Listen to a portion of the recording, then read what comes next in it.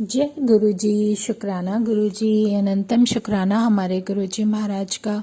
ओम नमः शिवाय। शिव जी सदा सहाय। ओम नमः शिवाय। गुरु जी सदा सहाय।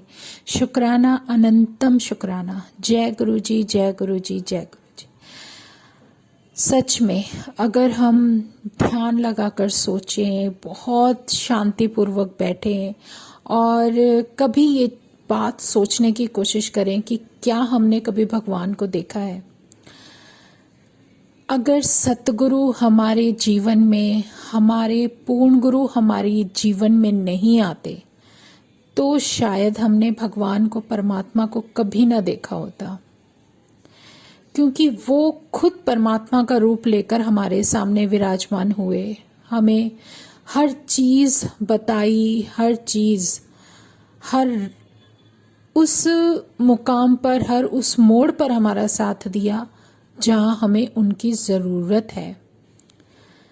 और परमात्मा की परिभाषा और परमात्मा को एक डेफिनेशन में बांटना बहुत मुश्किल है, क्योंकि वो अपने अंदर ही एक बहुत विशाल भंडार होता है, जिसमें सिर्फ असीम प्यार, ब्लेसिंग और आशीर्वाद और उनकी कृपा बहुत सारी भरी होती है। सिर्फ फर्क इतना है कि हम उनको कितना अपने सच्चे मन से, सच्चे भाव से मानते हैं, अपनाते हैं, या हमारे जीवन में उनकी जो जगह होती है उसको उस परमात्मा के लिए अपने मन में एक इतना प्यारा स्थान देते हैं कि वो परमात्मा हमेशा हमारे अंग संग रहे, हमारे साथ रहे। सब कुछ उनके चरणों में है।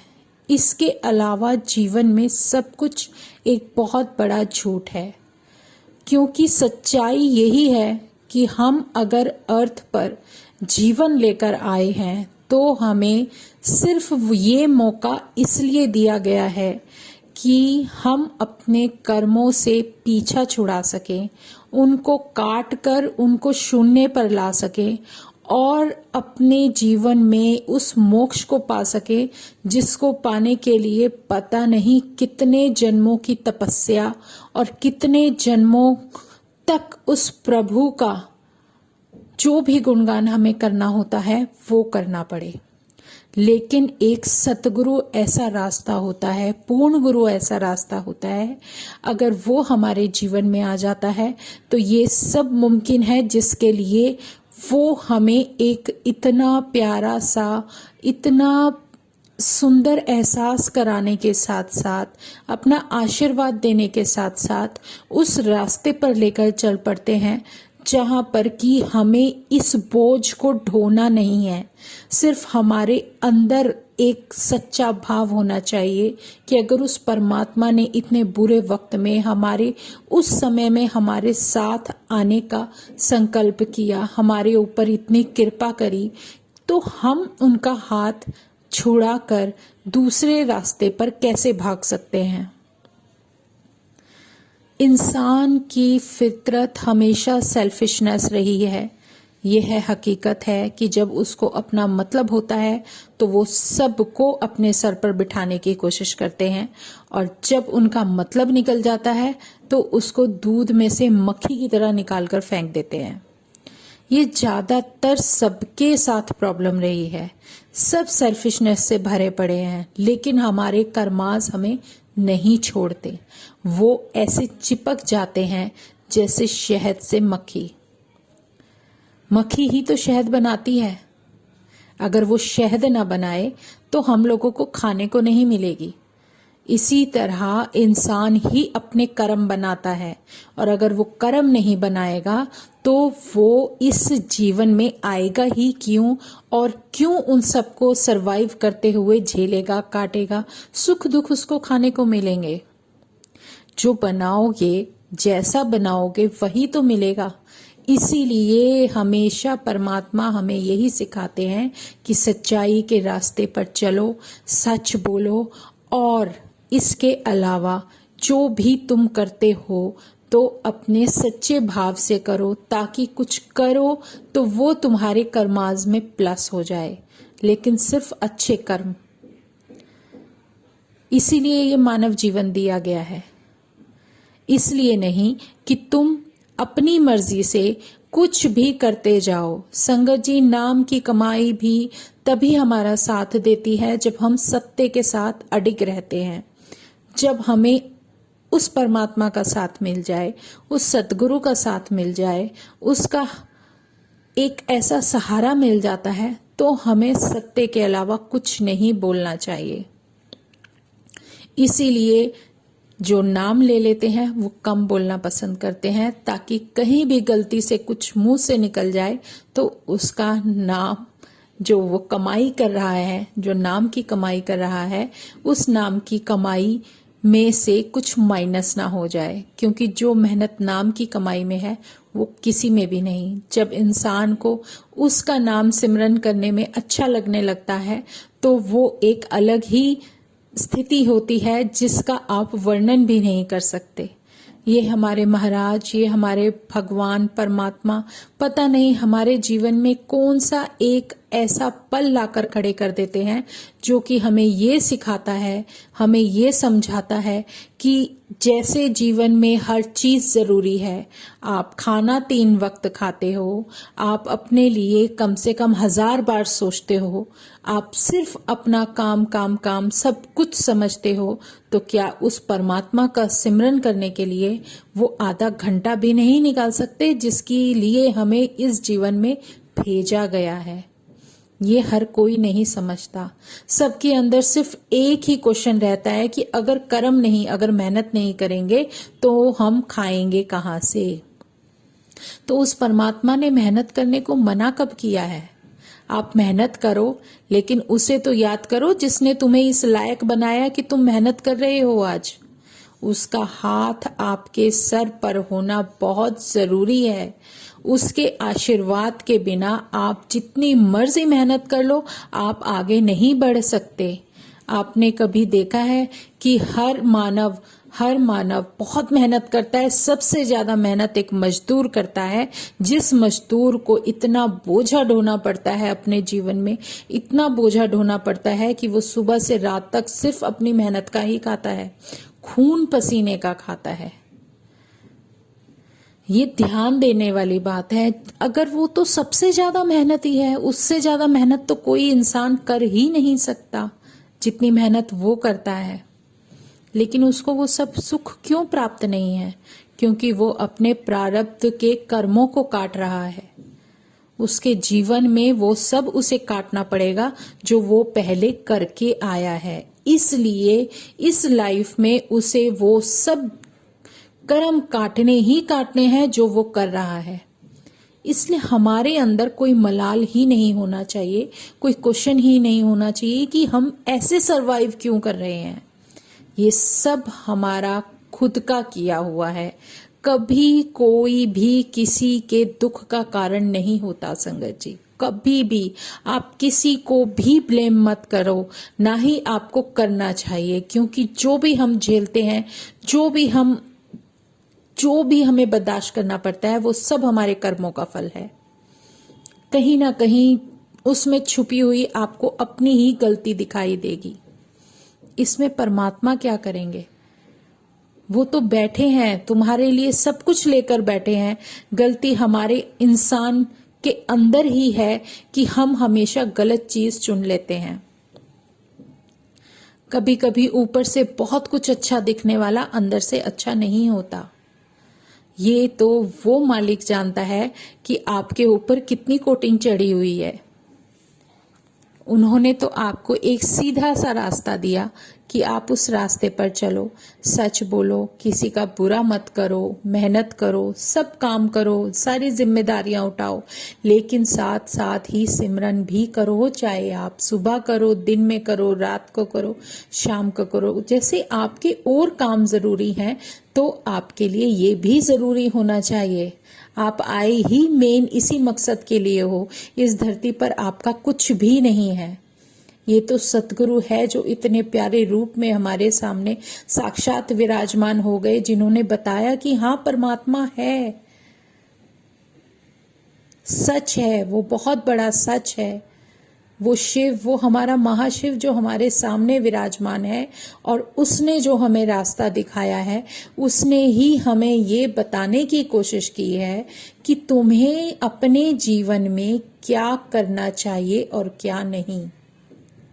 अपने जीवन में एक ऐसा मकसद बनाओ, नहीं तो हमारी लाइफ में कुछ है ही नहीं।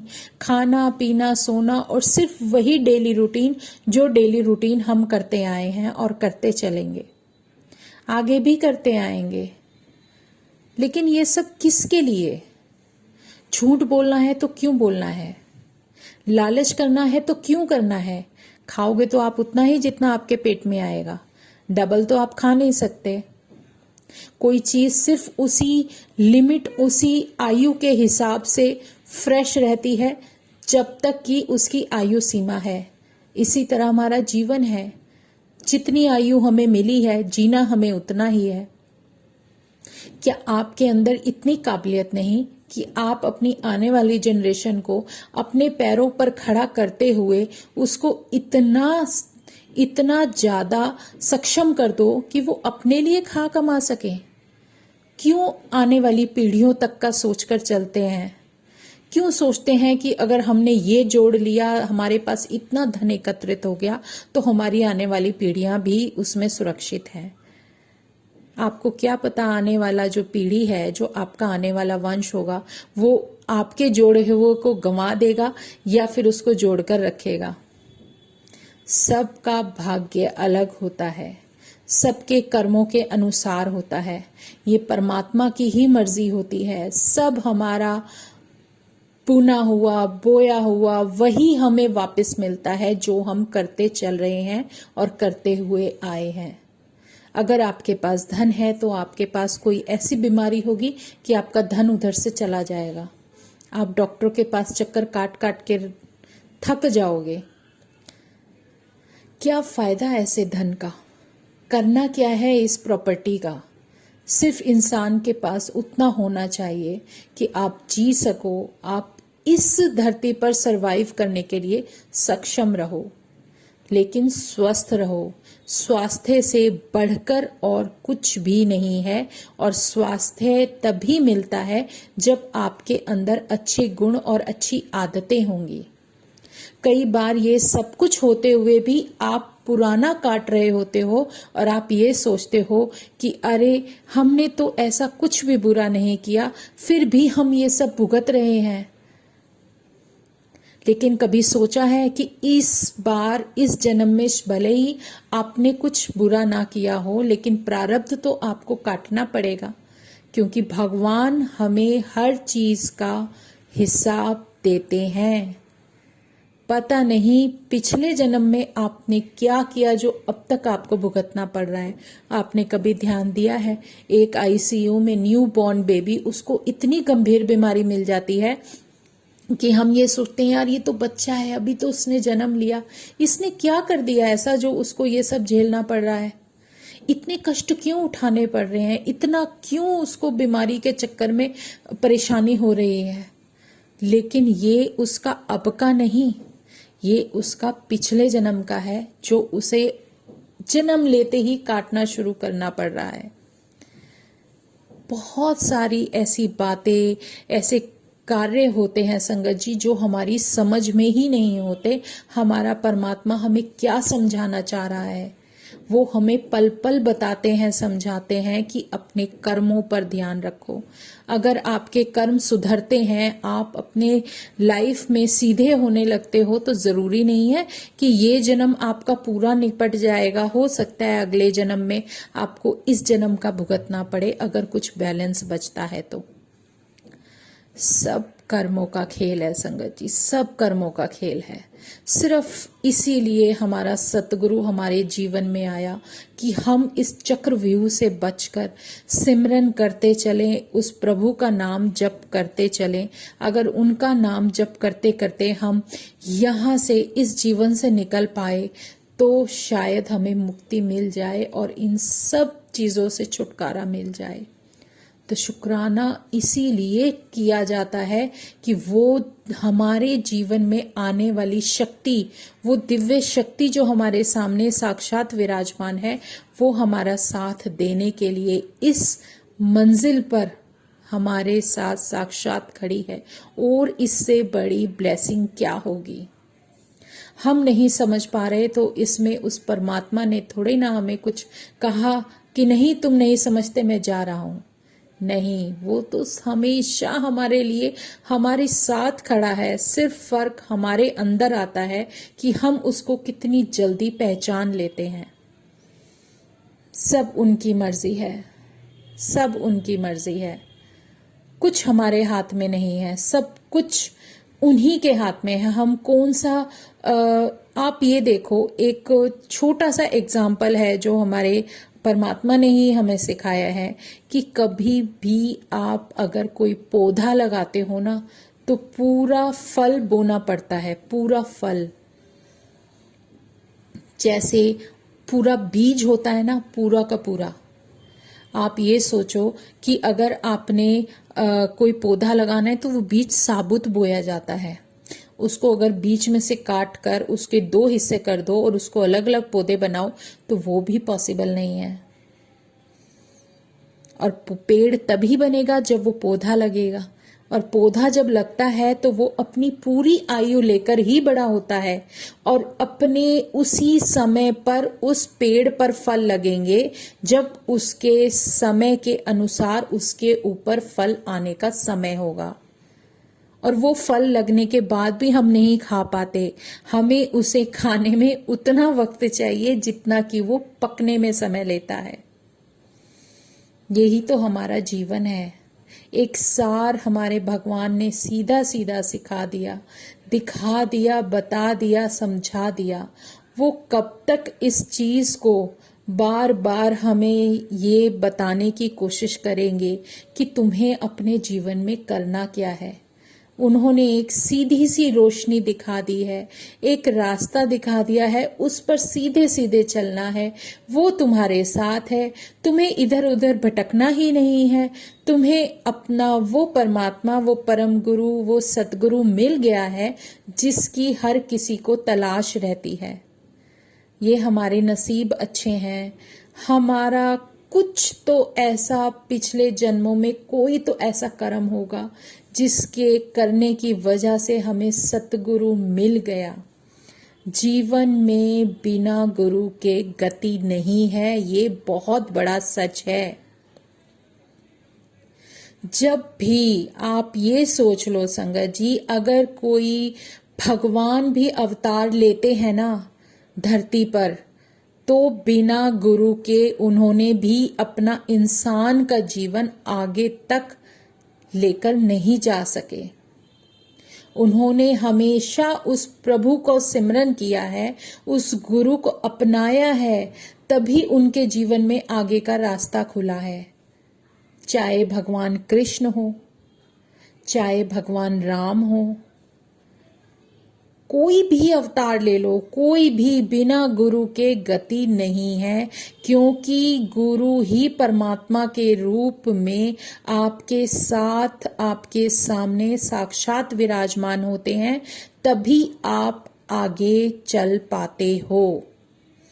जिसको सतगुरु नहीं मिलता उसका जीवन हमेशा दुख में रहता है। ये बहुत बड़ी हकीकत है। ज़रूरी नहीं है कि आपके पास बहुत पैसा है और आप नहीं मानते कि कोई गुरु नहीं होता।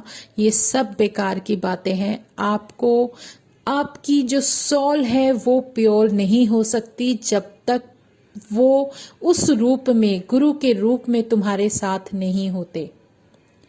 ये हमारी खुश नसीबी है कि हमारा महाशिव, हमारा जो भी शिव, जो भी आप रूप मानते हो, वो जो परमात्मा है वो हमारे पूर्ण गुरु के रूप में उस बड़े मंदिर में स्थित है, जो कि वो बड़ा मंदिर हमारे लिए एक ऐसा तीर्थ है जिस पर, जहां पर आप अपना सर झुका देते हो तो आपको कहीं जाकर सर झुकाने की जरूरत नहीं पड़ती। सारे तीर्थ उनके चरणों में है। सच में आप नहीं भी चाहोगे वो आपको खुद ही बुला लेते हैं कि आजा, मैं तेरा कल्याण करने के लिए यहां बैठा हूं। बहुत बड़ी मेहर है उस प्रभु की, उस हमारे पूर्ण गुरु की जो बड़े मंदिर में साक्षात विराजमान है। एक वो दिव्य शक्ति, एक वो डिवाइन एनर्जी जो आपको पल पल संभाले हुए है। उसके लिए कोई जगह मायने नहीं रखती। कोई भी ऐसी स्थिति, कोई भी परिस्थिति, कहीं भी जहां उसे लगता है कि तुम्हें ब्लेस करना है तो वो ब्लेसिंग आप पर, आपके पास वहीं पहुंच जाती है, चाहे वो किसी भी तरीके से दें। आप सोच भी नहीं सकते आपने आपके जीवन की कौन सी कड़ी किस जगह फंसने वाली थी और वो आपको बचा देते हैं। इससे बड़ी कृपा कोई भी नहीं है। नहीं समझता हर इंसान इस चीज को, उनकी कृपा को नहीं समझता। अगर आपके पास आज कुछ नहीं है तो उसमें आपकी बेहतरी ही है। हो सकता है वो अगर आज आपके पास चीज होती तो आपको पता नहीं कितना नुकसान दे देती।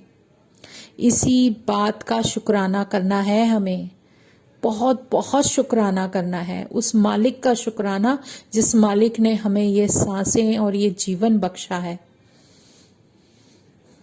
इसीलिए तो हमें भी समझाया जाता है कि आप अगर शुक्राना करते हो तो आप एक बार अपने गुरु के घर जाकर सजदा जरूर किया करो। ये बहुत जरूरी होता है। हम वहां जाकर सर नहीं झुकाते, हम वहां जाते हैं सर झुकाते हैं तो हमारे सर में जितनी टेंशन होती है ना, जितनी भी मुसीबतें होती हैं, वो प्रभु अपने पास रख लेता है और वो आपको बिल्कुल आजाद करके भेजता है। पर ये उनकी कृपा हर कोई नहीं समझ पाता। कहते हैं ना कि जब हम किसी सीधे रास्ते पर चलते हैं और उस परमात्मा से जुड़ जाते हैं तो उसके बीच में भी काल अपनी टांग जरूर अड़ाता है और उसकी पूरी कोशिश रहती है कि हम वापस उसी दलदल में फंस जाएं जहां से निकले थे। लेकिन हमें अपना भरोसा अपने भगवान से नहीं हटने देना है। हमें अपने प्रभु का सिमरन करते रहना है। उसकी याद हमेशा हमारे दिमाग में, हमारे मन में, भाव में होनी चाहिए, चाहे हम कोई भी कार्य कर रहे हों। ये उनकी ब्लेसिंग है जो वो हमारे साथ इस समय, हमारे उस वक्त में भी हमारे साथ होंगे जब हम कहीं भी किसी भी वक्त उनका सिमरन कर रहे हों। जरूरी नहीं है कि हमें किसी मंदिर की जरूरत है।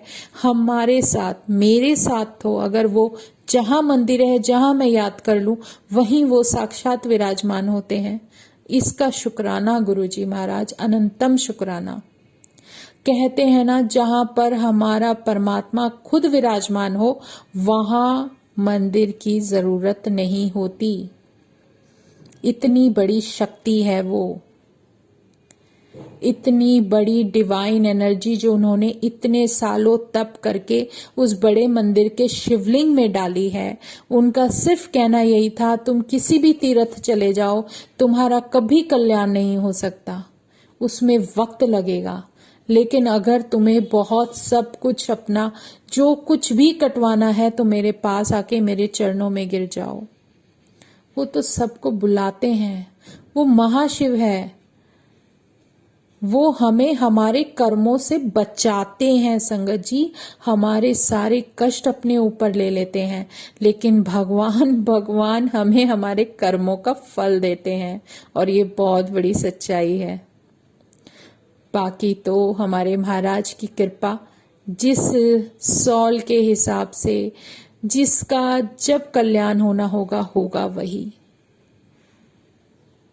वो कभी इस प्राकृतिक जो भी रूल रेगुलेशन है, कभी किसी में हस्तक्षेप नहीं करते, सिर्फ अपनी संगत की मदद करते हैं और कुछ नहीं।